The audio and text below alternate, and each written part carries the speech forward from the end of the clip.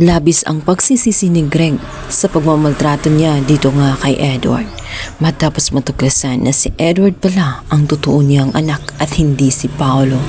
Isang malaking pagkakamali kung saan tinatrato niya na napaka-unfair itong si Edward.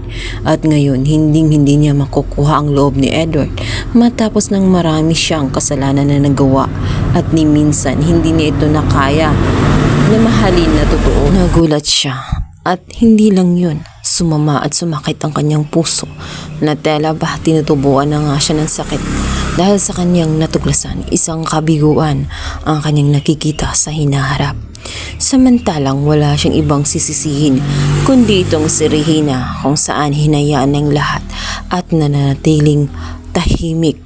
Kahit nasabihin ang katotohanan, hinayaan niya na tratuhin ni Greg si Edward ng ganoon. Ginawa kasi yon ni Regina dahil sa kagustuhan niya na manatiling buo ang kanyang pamilya at umaasa siya na magbabago si Greg at matutunan din niyang mahalin itong si Edward.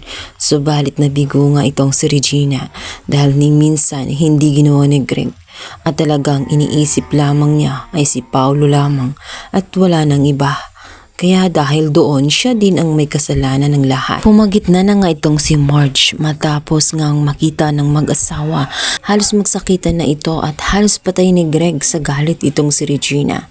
Matapos makita niya na nagmukha siya ng tanga sa loob ng mahabang panahon at napahiya siya sa presscon dahil nga sa ginawa ni Regina at sa pag-iiskandalo nga ni Thea. Subalit sa pagkakataong yon, nagsalita si Marjorie at sinabi niya na walang kasalanan itong si Edward at itong si Regina. Buong buhay nila ay wala silang ginawa kundi i-please lamang itong si Greg. Ngunit naging bulag siya at hindi niya binuksan ang kanyang puso. Sobrang gulo ng pamilya Torrecampo. Maging itong si Edward ay hindi alam ang gagawin. Matapos kasi ang pinagdaanan niya mula sa kamay ng kanyang totoong ama pala ay hindi na niya alam kung paano nga ba mapatawad itong si Greg. Samantala sa kaguluhan na nangyayari sa pamilya nila, walang ibang masaya kundi itong si Aldrin na naghihiganti. At talaga namang halos sa kalinya ang kanyang ama si Walter.